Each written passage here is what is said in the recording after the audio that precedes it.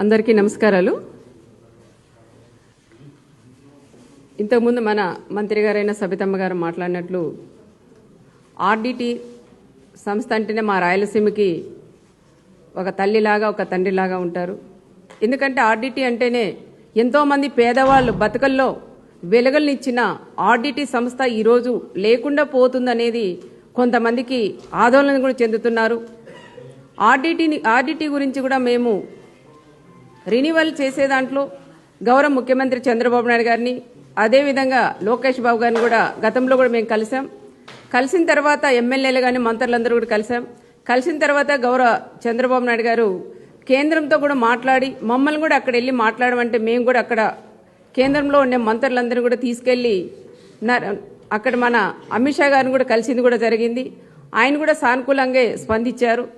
ఎవరు కూడా ఆందోళన చెందొద్దండి అని రాయలసీమ ప్రజలందరికీ కూడా నేను విజ్ఞప్తి కూడా చేస్తున్నాం. ఎందుకంటే ఆర్డిటి అంటేనే ఎంతోమంది నిరుపేదలకి ఇల్లు లేని వాళ్ళకి ఇల్లు ఇచ్చారు. ఇల్లు కూడా ఇచ్చేదే కాకుండా తాళం ఇల్లంతా పూర్తి కట్టి తాళాలు కూడా వాళ్ళ చేతులు పేదవాళ్ళకి ఎస్సీ ఎస్టీ బీసీలు కూడా అందజేసిన దేవుడు మా మాంచు ఫెరార్ గారు అని కూడా మేము గొప్పగా కూడా మేము చెప్తాం. మా ఇళ్ళలో కూడా ఆయన ఫొటోస్ కూడా ఉంటాయి.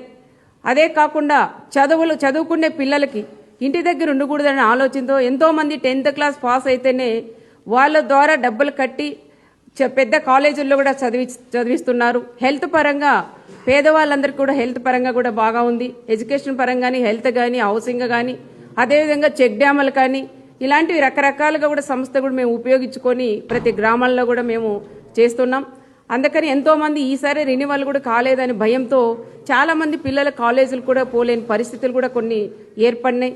దానికని ఇవన్నీ కూడా మేము లోకేష్ బాబు గారు దృష్టికి కూడా తీసుకెళ్తే లోకేష్ బాబు కూడా మన మంచు పేరని కూడా పిలిపించి ధైర్యం కూడా చెప్పారు. తప్పకుండా ఇది రెన్యువల్ చేయిస్తాం, ఎవరు కూడా ఆందోళన చెందొద్దండి అని మన లోకేష్ బాబు గారు కూడా చెప్పిన విషయం కూడా గుర్తు చేస్తున్నాం. ఇప్పుడే మా జిల్లా ఎమ్మెల్యేలు మంత్రులందరూ కూడా కలిసాం. అందుకని దయచేసి కేంద్రం కూడా ఒక్కసారి ఇటువైపు చూసి మా రాయలసీమ వైపు, రాయలసీమ అంటే కరువు ప్రాంతం, ఆ ప్రాంతంలో ఇలాంటి ఆర్డిటి సంస్థ ఉంది కాబట్టి చాలా మంది పేదవాళ్ళు కూడా ఈరోజు బతుకుతున్నారు. కనీసం పల్లెల్లో వాళ్ళకి ఎద్దుల బండ్లు కూడా ఇచ్చినారు అక్కడ వ్యవసాయం చేసుకోవడానికి. ఆ రకంగా అంత మంచి ఆర్డిటిని రెన్యువల్ కూడా చేయాలని ప్రత్యేకంగా కేంద్ర ప్రభుత్వంలో పెద్దలందరినీ కూడా వాళ్ళందరినీ కూడా నేను దయచేసి 2 చేతులెత్తి వాళ్ళని కోరుకుంటున్నాం. ఆర్డిటి ఉంటేనే రాయలసీమ కూడా బాగుంటుందని. ఎంతోమంది గవర్నమెంట్లు వస్తాంటాయి పోతుంటాయి కానీ గవర్నమెంట్ కూడా చేయలేని పనులు ఆర్డిటి కూడా చేస్తుందనే విషయం ప్రత్యేకంగా కూడా తెలియజేసుకుంటూ ఆర్డిటి కూడా వెంటనే రెన్యువల్ కూడా చేయాలని ప్రత్యేకంగా చేయిస్తామని కూడా మేము హామీ ఇస్తున్నాం. ఎవరు కూడా వైఎస్ఆర్ పార్టీలో నాయకులు చెప్పిన మాటలు ఎవరు కూడా వినొద్దండి. తప్పకుండా ఆర్డిటి సంస్థ గురించి గౌరవ చంద్రబాబు నాయుడు గారు కానీ లోకేష్ బాబు గారు కానీ అందరూ కూడా దీని మీద దృష్టి పెట్టారు. తప్పకుండా రెన్యువల్ కూడా చేయిస్తామని మరొకసారి కూడా తెలియజేసుకుంటూ సెలవు తీసుకుంటాం.